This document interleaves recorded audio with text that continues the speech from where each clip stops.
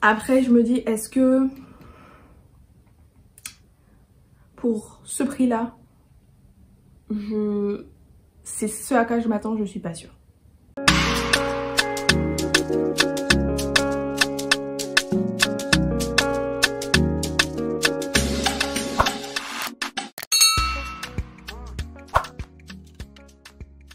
Bonjour à toutes, bienvenue ou re-bienvenue sur ma chaîne, je suis Iman et aujourd'hui on se retrouve pour une nouvelle vidéo donc qui est la dernière de cette série un peu de revue de parfums hypés.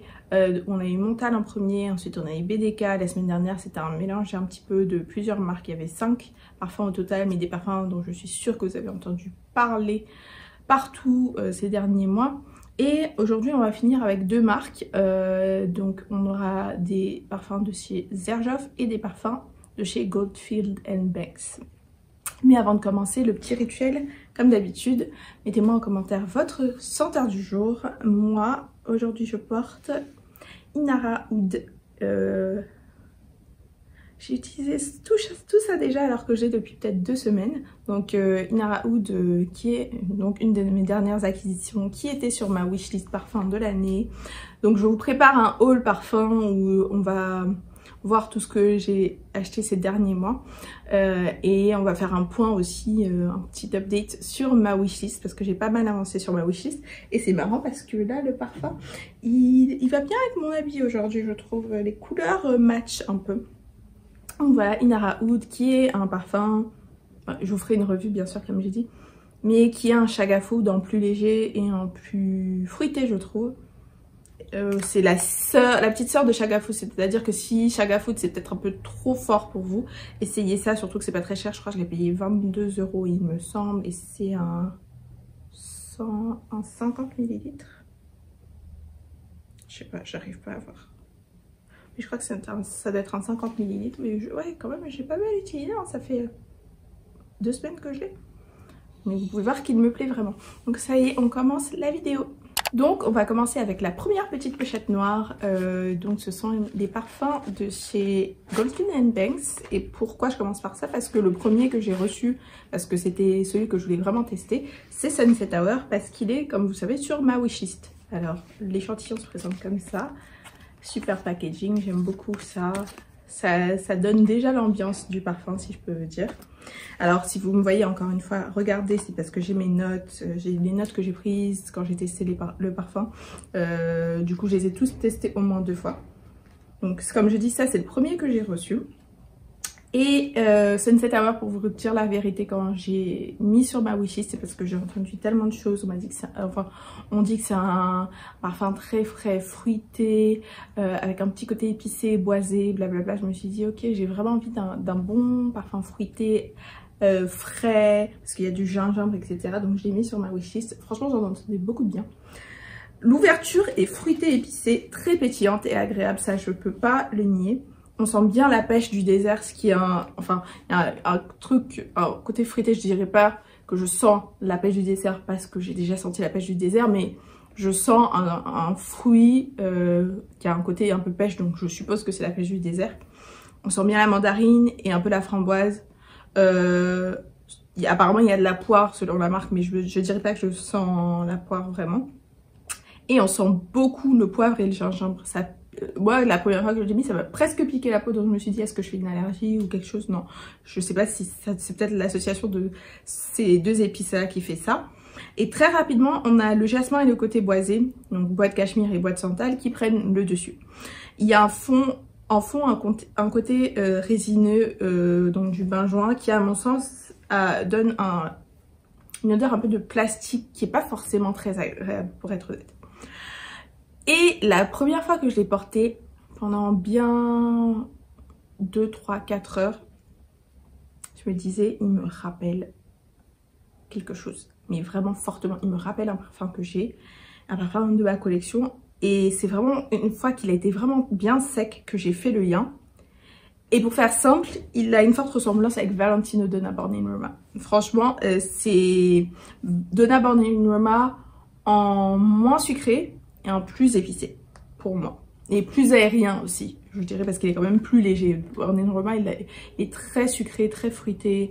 Il a le côté boisé aussi, mais il y a la vanille, tout ça, donc il est beaucoup plus sucré que ça. Et le côté épicé me rappelle un petit peu Twilly d'Hermès. Donc en gros, ce parfum, pour vous faire simple, c'est comme si vous avez Donna Born in Roma et Twilly d'Hermès avaient un bébé. Voilà. Je sais pas si, du coup, je sais même pas si ça simplifie les choses, cette explication, mais bon, voilà, c'est la comparaison que je peux faire. Et je me dis que si vous aimez Donna Born in Roma, mais que vous avez du mal à le mettre pendant les jours chauds, les jours de printemps, d'été surtout, celui-là, franchement, il vous faut le tester. Pour moi, il est facile à porter, certainement plus que Born in Roma d'ailleurs, et convient toute l'année car il a un bel équilibre entre le côté boisé et le côté fruité, mais aussi on a le côté épicé qui lui confère une touche un peu intemporelle, qui fait que justement vous pouvez le porter toute l'année, pendant toutes les saisons. Personnellement, du coup, comme je dis, il était dans ma collection, je sais pas si je vais le rajouter, parce que finalement, comme j'ai déjà Born in Roma et que j'ai aucun problème à le porter pendant le printemps-été, enfin pendant les jours chauds, je dis printemps-été, j'habite dans un pays chaud, pendant les journées chaudes, de toute façon, j'ai aucun problème à le porter, donc je sais pas si j'ai vraiment besoin d'avoir ça dans ma collection pour le moment. J'aurais rajouté s'il avait vraiment un côté beaucoup plus frité, mais là, il a un petit côté déjà vu, en tout cas pour ma collection et pour l'évolution que je veux donner à ma collection. Je veux pas avoir une collection où j'ai trop de choses qui se ressemblent, c'est vraiment ma priorité maintenant. Parce que honnêtement, oui, je sais que je fais des vidéos YouTube, etc. Donc c'est bien d'avoir des grosses collections, ça rend bien quand on fait des vidéos d'avoir 100, 200, 300 parfums. Mais je pense qu'au bout d'un moment, c'est hyper redondant et c'est franchement inutile. Je veux pas non plus tomber dans ce côté-là. C'est pas forcément... si les gens ont des collections de parfums larges, c'est très bien pour eux. C'est juste que pour moi, c'est pas ce que je vois personnellement pour ma collection. La projection et le sillage sont bons et la longévité environ 6-7 heures sur ma peau, donc c'est vraiment pas mal. Mais oui, du coup, trop similaire à quelque chose que j'ai déjà pour que je le rajoute, mais c'est un beau parfum.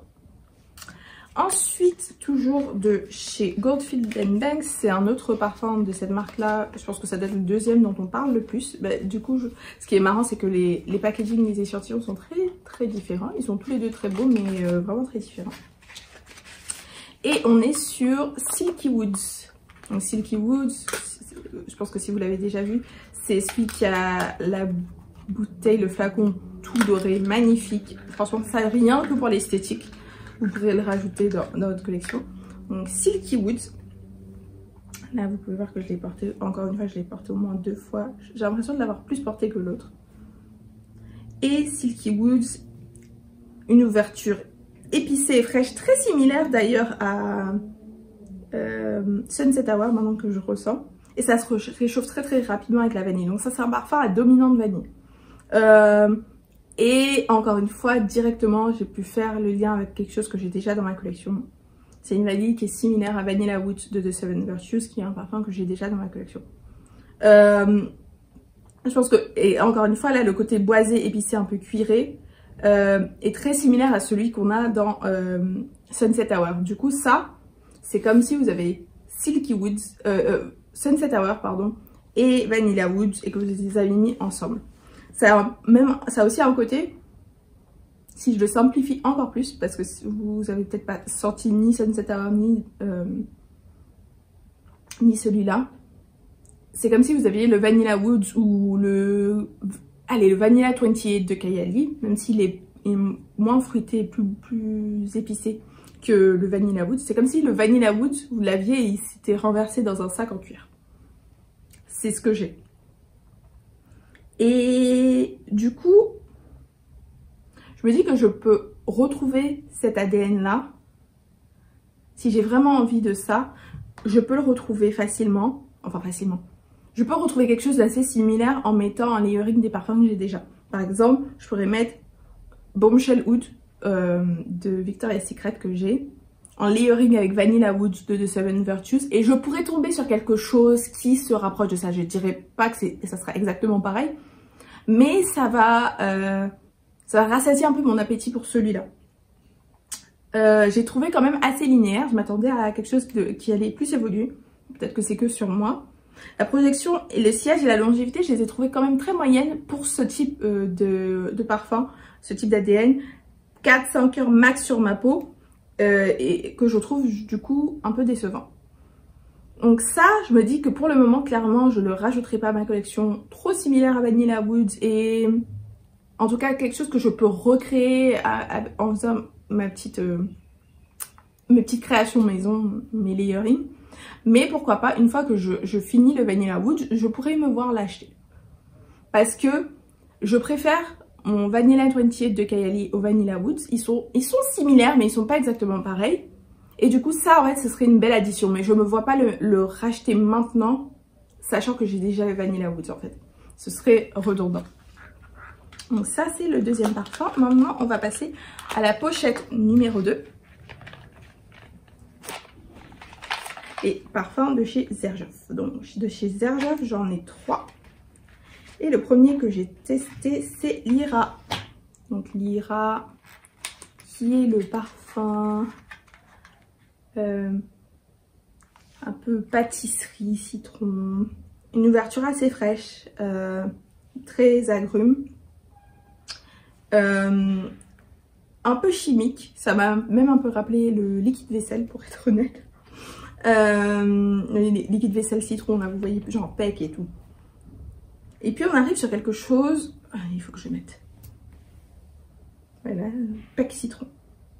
Où il y a un autre truc, il y a genre des gâteaux qui sortent un peu comme ça. En fait, ça sent le gâteau, pour être honnête. On arrive sur quelque chose de très gourmand, comme un gâteau tout chaud que vous venez de sortir du four et sur lequel vous êtes en train de mettre un glaçage en citron. Vous voyez quand vous faites un glaçage en citron orange avec le sucre glace là que vous mettez sur un gâteau et que vous laissez reposer. C'est ça que ça sent. Ouais, c'est exactement ça. Après, ce que je trouve beau, c'est que ça reste pas juste un gourmand genre gâteau. Une fois qu'il est bien installé, on a vraiment le musc qui amène de la légèreté. Ce qui fait qu'il n'est pas écœurant, il n'est pas étouffant, il est très plaisant, mais sans être... En fait, il y a un bel équilibre justement entre le côté gourmand et le côté quand même assez léger qui lui donne un raffinement. Je m'attendais vraiment à quelque chose qui soit plus littéral en termes de gourmand et moins raffiné, donc c'est une très belle surprise. En termes de projection sillage assez moyen, mais je pense que c'est quand même le type de parfum qui reste près de la peau. Je pense qu'au bout de 1 ou 2 heures, c'était vraiment un parfum de peau. Et en termes de longévité, ouais, max 4 heures sur ma peau. Je n'ai pas dépassé les 4 heures, mais bon, en même temps, je m'attendais pas à plus vu le type de parfum que c'est. Donc je dirais que l'Ira, pour le coup, belle surprise entre guillemets. Le suivant, c'est toujours dans cette ligne-là, Casa Moratti. C'est Italica. Donc Italica qui est le parfum plus amande, biscuit, amande, etc. Donc Italica, on a aussi une ouverture qui est assez... Allez, assez fraîche. Mais en fait, c'est frais genre 2 secondes. Là, directement, vous tombez dans un biscuit aux amandes. C'est vraiment ça. Les notes gourmandes prennent tout de suite le dessus, l'amande surtout. Et il y a un côté qui est lacté, presque beurré. Comme une viennoiserie ou un biscuit qui sort du four. Mais l'amande est vraiment très très forte, très présente. Et en fait, c'est un peu tout ce que j'ai sur ce parfum et je le trouve aussi très linéaire. Je trouve l'Ira beaucoup moins linéaire que Italica. Italica, je trouve qu'il change pas beaucoup. Il est pas mal, il est poudré aussi. Il me rappelle beaucoup Velvet Tonka de BDK. Donc je pense que si vous aimez Velvet Tonka, vous pourrez aimer celui-là. Je pense qu'il est... À comparer avec Velvet Tonka, le problème que j'avais sur Velvet Tonka, c'était qu'il y avait un côté poudré qui était même un peu trop chimique. Alors que là, je le trouve beaucoup plus délicat que Velvet Tonka. Donc peut-être même que si vous aimez pas Velvet Tonka et que vous avez ce même côté là qui vous gêne comme moi, peut-être que vous pourriez apprécier celui-là. Après, en termes de projection, sillage et longévité, c'est pareil que l'Ira, c'est très moyen. Il reste très proche de la peau pendant 2-3 heures et après 5 heures, tu le sens vraiment pas distinctement. Après, je me dis, est-ce que pour ce prix-là, c'est ce à quoi je m'attends, je suis pas sûre. Voilà, c'est juste le petit bémol. C'est un très beau parfum, très beau gourmand. Vous savez que je suis une grande fan de gourmand, mais pour la performance, pour même, je dirais, l'ADN, est-ce que je mets ce prix-là? Je suis pas certaine. Et on va passer au dernier, qui lui aussi était sur ma wishlist, et c'est la Capitale. Et la Capitale, je pense que vous en avez aussi entendu beaucoup parler. C'est une ouverture qui est fruitée et résineuse. Pour moi, il y a quelque chose que je perçois presque comme du oud. Et après quelques minutes, on a la rose qui arrive avec un côté un peu épicé, avec le gingembre, le safran et le cuir. Et le cuir, franchement, il est très beau aussi. Dans ce parfum-là, comme dans Silky Woods et dans Sunset Hour. Et honnêtement, il m'a rappelé un parfum que j'ai déjà encore une fois. Il m'a rappelé le bonbon de Viktor & Rolf.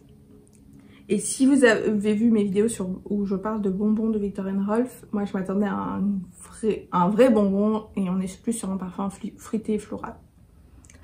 Qui convient très bien pour le printemps-été. Sauf que disons que la Capitale c'est ça parce qu'il y a aussi du caramel, le côté fruité dans bonbon, la même chose que dans ça. Sauf que là, vous avez quand même le côté résineux, le côté cuiré qui l'enrichissent quoi. Pour moi, c'est un mélange de bonbons de Viktor & Rolf, comme je disais, ce côté fruité, fleuri et le caramel avec l'ambre. Et il a un petit côté d'un autre parfum que j'ai aussi qui est Jasmine Wisp, qui est un dupe de Herba Pura. Donc si vous connaissez, si vous avez Herba Pura ou que vous avez senti Herba Pura, pour moi, la Capitale c'est bonbons de Viktor & Rolf combiné à Jasmine Wisp ou Herba Pura, pour faire simple. Ce côté fruité et ambré. La projection et le sillage sont très bons, surtout les 3-4 premières heures, franchement je le sentais en continu. Et j'ai mis un jour, il faisait très chaud et il a performé super bien.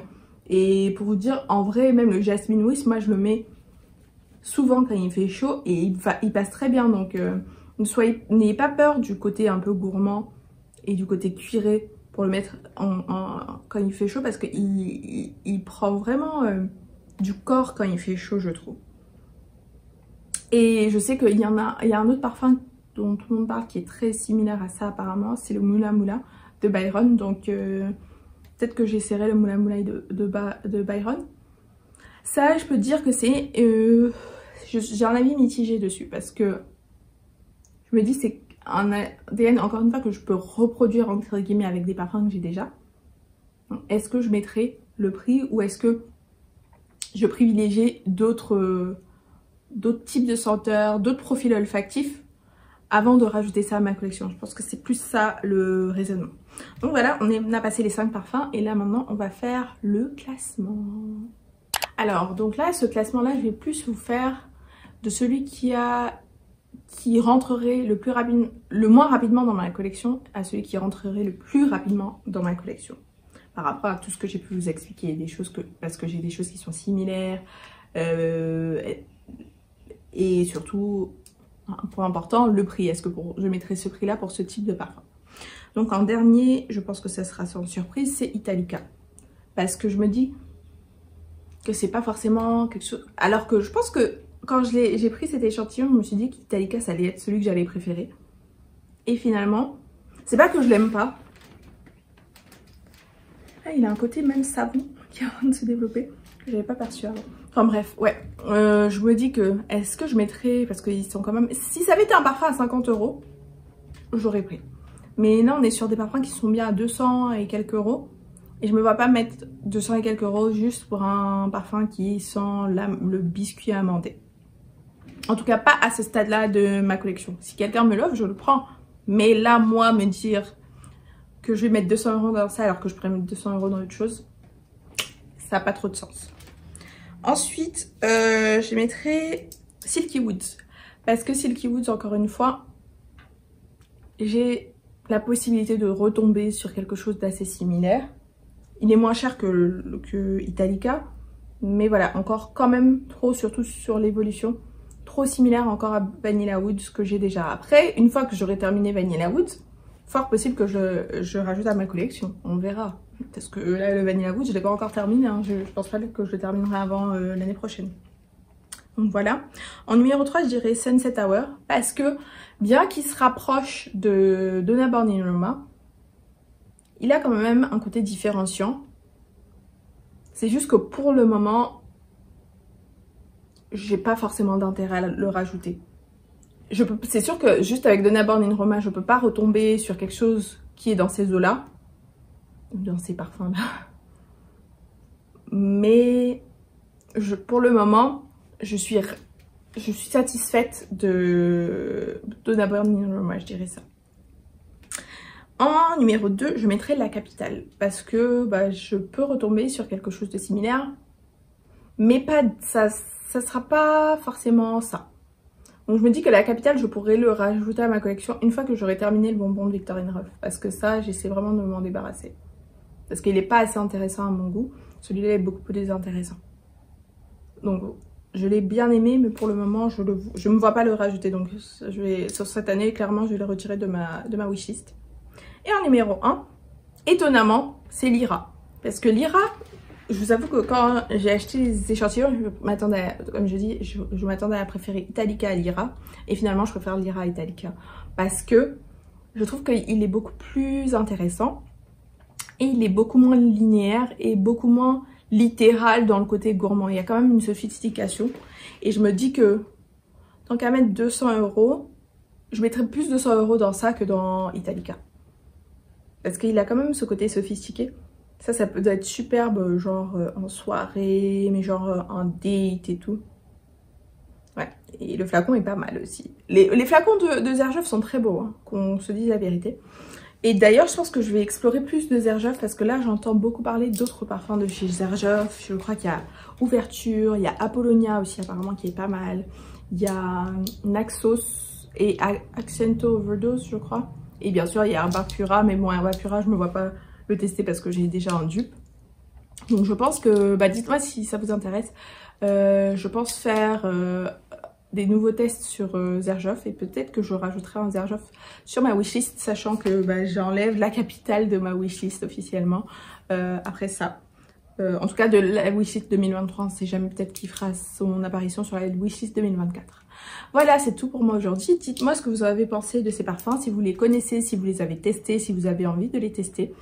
Tous vos retours, comme d'habitude, en commentaire, ça me fait hyper plaisir de vous lire et de vous répondre. J'aime beaucoup nos discussions. Merci beaucoup d'avoir regardé cette vidéo et on se retrouve dans quelques jours. Bye!